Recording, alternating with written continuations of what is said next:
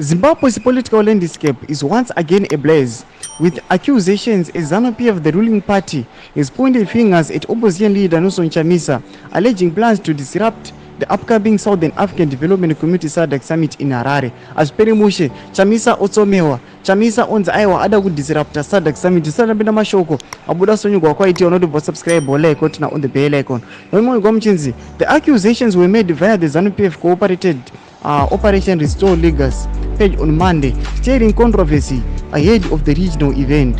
According to the statement released by Operation Restore Legacy, Zanu PF stalwarts claimed Job Sikala, Joseph Kalimbwe from Zambia, Nelson Chamisa, Takudzo Angariwore, and civil societies are planning to disrupt the incoming SADC summit in Harare.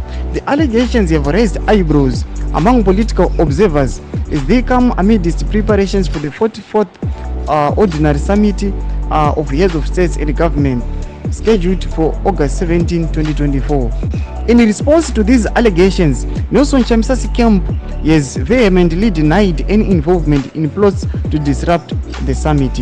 Don't mashoka tukuna panamba kunzi aiwa Nelson Chamisa onze wa accuse wa otsomo wachinzi ada kudisrupta aiwa the SADC summit. Asona Nelson Chamisa anoresponda achiti aiwa he is not involved mumamatch arikuda kuitiwa, mumaprotest arikuda kuitiwa. Ndo masho wari kubuda muzora nhasi muzimu aiwa tudze mafundo enyu pine comment section medu. Sano subscribe, like, chontina on the